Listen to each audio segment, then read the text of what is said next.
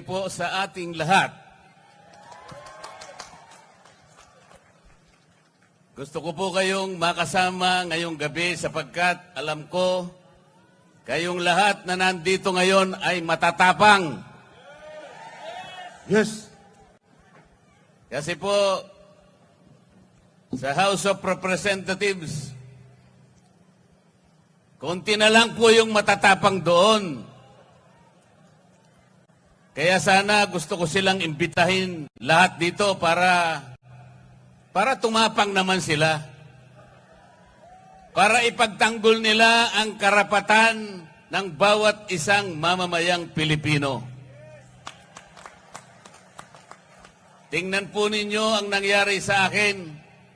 Pati hopya po na kinakain ko, inaagaw na nila sa akin. Napakawalang hiya nila. Puro salbahe. Wala naman ginawang masama. Sinasabi ko lamang sa kanila, mali po ang ginagawa ninyo. Ito po ang dapat nating gawin. Ito ang dapat nating ayusin sapagkat ito ang nasa ating rules and regulations. Ayaw naman po nilang makipagdebate. Hindi naman sila siguro mananalo sa debate. Ginugulo na lamang nila ako. Puro panggugulo. Kaya sabi ko pupunta na lang ako sa Cebu.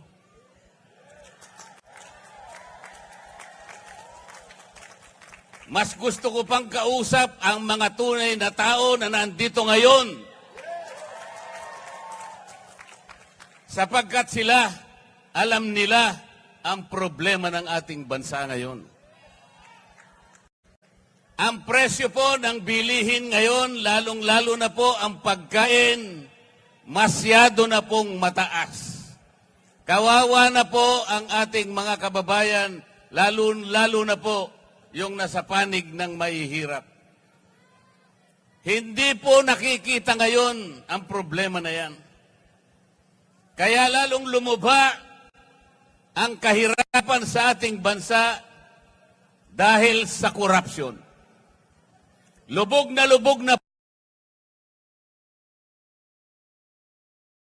hirap ng humirap ang ating buhay.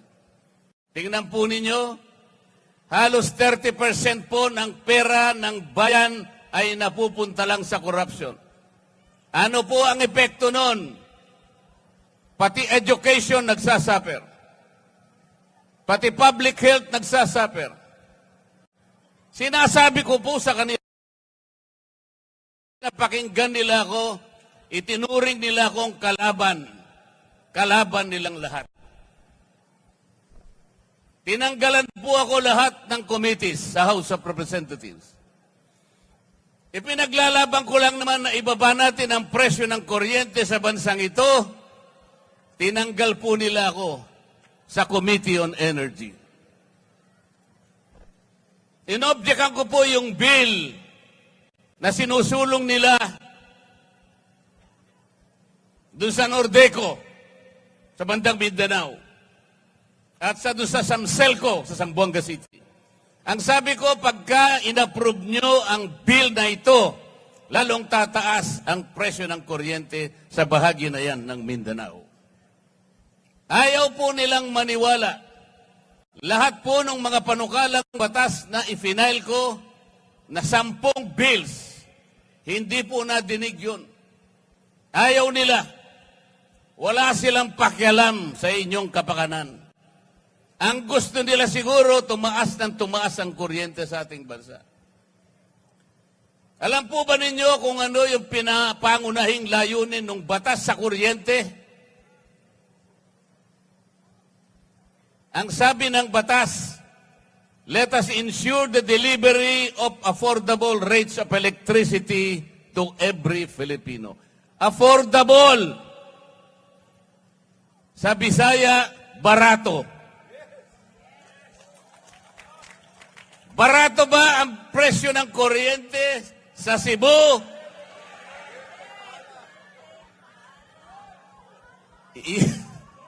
Yung batas ng kuryente nagawa 24 years ago, 2001.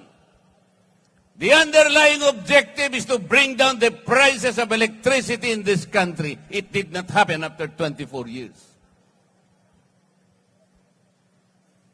Bakit pa tayo gumawa ng batas kung yung pinakalayunin hindi naman natutupad?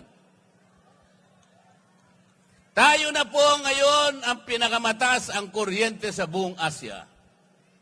Yan po ang totoo. Kaya humirap na nang humirap ang ating buhay. Ako dahil ako'y nakikipaglaban sa karapatan at sa katwiran, wala na po akong committee ngayon. Pati po yung aking mga allowances tinanggal na rin po. Pati po yung aking membership sa commission and appointments tinanggal na rin po. Pati po yung mga pinadadaan sa akin na pantulong sa mga may sakit, yung mga pondo namin sa ospital, biglang finris po lahat. Gusto nilang parusahan si Dante Marcoleta. Hindi po ako ang napaparusahan, yung kababayan po nating may sakit na gusto nating tulungan. Ganito na po ang nangyayari sa House of Representatives.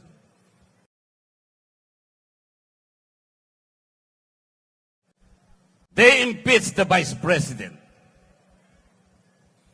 215 representatives of the people signed the impeachment complaint.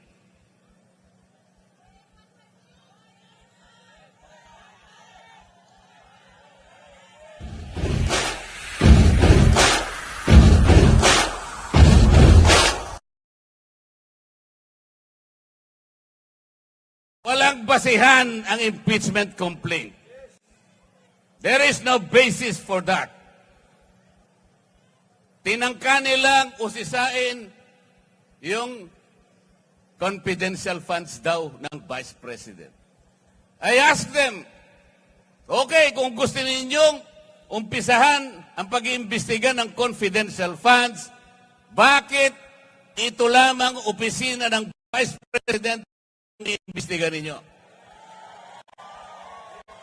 There are more than 400 offices and agencies of government which are recipients of confidential funds. And they too were notified by the Commission on Audit to submit some kind of requirements. I asked them, ipaliwanag nyo nga bakit in-isolate nyo? Why did you only target the office of the Vice President? Why? Wala po silang sinasagot sa akin. Ayaw nilang sumagot because they cannot explain. Then I told them, bakit kayo ang nag-o-audit? Tayo na ba ngayon ang Commission on Audit? Ayaw nilang sumagot. I told them, the last time I checked, there is only one office tasked by the Constitution to perform audit and investigation of the expenditures of public funds. Only the Commission on Audit. Nothing more and nothing less. Sabi ko sa COA, Mr. COA, ayaw sumagot ng mga kasama kong magagaling. They cannot probably explain why they usurp your responsibility. Kayo ang sumagot. Bakit ninyo sinurrender ang inyong tungkulin dito sa komisyon, dito sa komite na kung tawagin ay Committee on Good Government? Actually, Committee on Bad Government yun eh. Sabi ko sa COA, meron pa bang opisina bukod sa inyo ang binigyan ng karapatang mag-audit? Ang sagot ng COA, wala na po. Ibig nyo sabihin, exclusive kayo dito? Opo. Eh bakit ninyo binigay sa House of Representatives ang tungkulin ninyo? Yung audit po, nag-uumpisa lang mag-audit. Initial findings pa lang. Wala pang conclusion. There is no finality of judgment. Everything else is questionable. Everything else is assailable and appealable. Pero kinuha ng House of Representatives. Paano nangyari ito? Ayaw po nilang sumagot. Isang tao lang ang nagdidikta sa House of Representatives. Napapirma niya ang mahigit na 200 na kasamahan ko sa House of Representatives. Paano nangyari yun? Did the more than 200 representatives consult their constituents kung pipirma sila o hindi? They did not consult anybody. Sila lang ang nagdesisyon kasi mawawalan daw sila ng projects. Mawawalan sila ng akap. Mawawalan sila ng ayudang ibibigay para sa ganon ipamigay sa mga botante na akala nila'y mabibili nila ang boto ninyo. Sa mga matatapang na mamamayan ng Cebu, kung kaya po ninyong huwag tanggapin, huwag po ninyong tanggapin. Kung kaya po na huwag tanggapin, huwag tanggapin. Dahil ito lamang ang magsisilbing sampal sa kanilang mga mukha. Gusto kong sampalin ninyo ang kanilang mga mukha. Binibili nila kayo, iniinsulto nila kayo.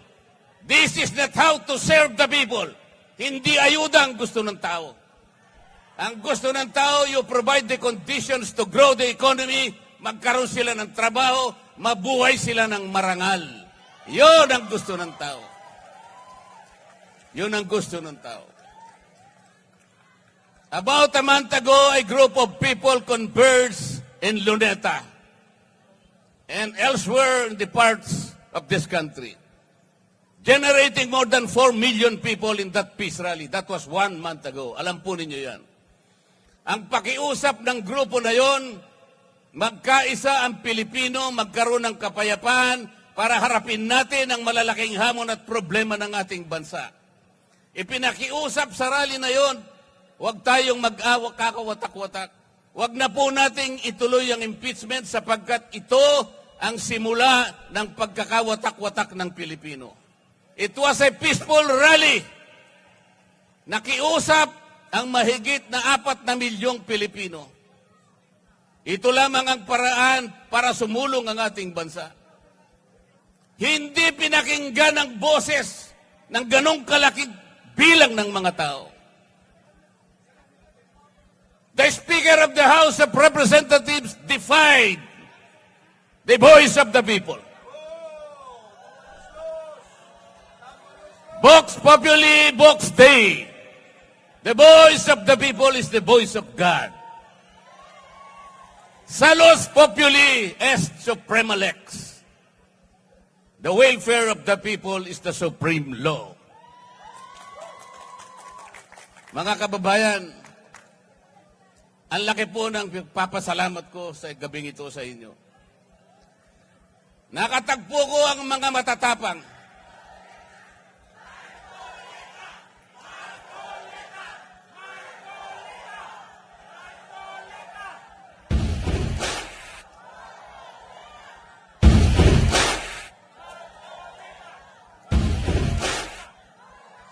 Tonight, let us make a solemn vow. Tonight, let us make a covenant. Let us resist the temptation. Let us repel the vindictiveness of one man, the leader of the House of Representatives. He is responsible in weakening our institutions. Kinuha nila yung pera ng PDAP. Kinuha nila yung pera ng PDIC. Kinuha yung pera ng DBP. Kinuha ang pera ng PhilHealth. Kinuha lahat ang mga pera para ilagay sa project ng DPWH. Let us resist that. Let us say no. These people now gathered tonight have the capacity to do that. Let the terms of this covenant reach the shores of Tacloban City. To remind that man from Tacloban that he cannot lord over that he cannot change the destiny of our people.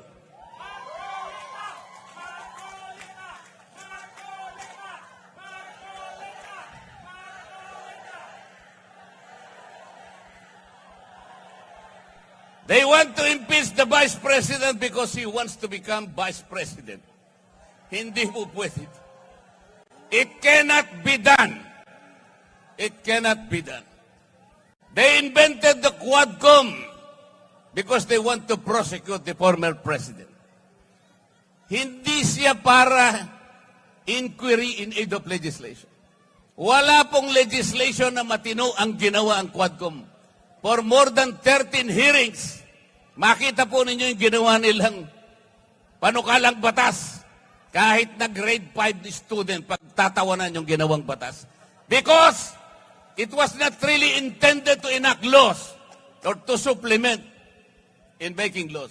It was principally designed to prosecute and persecute the former president. Ganito po ang gusto nilang gawin sa ating bansa.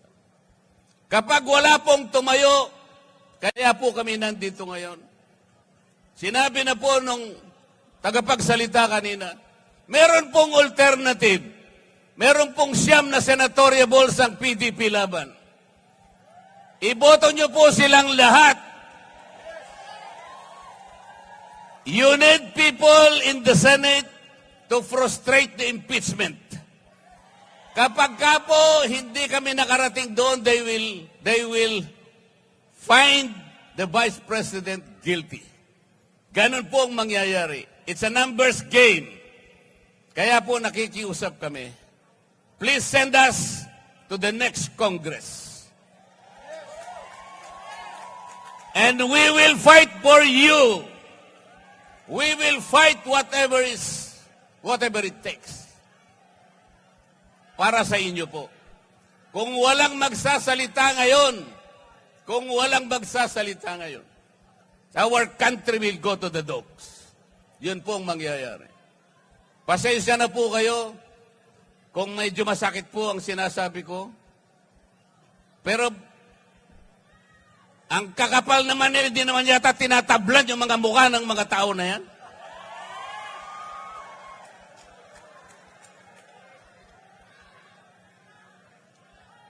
Tulungan niyo po kami. At bago ako magtapos, meron po akong ibubulong sa inyong lahat. Gikan sa akong kasing-kasing, gihigugma ko kamong tanan.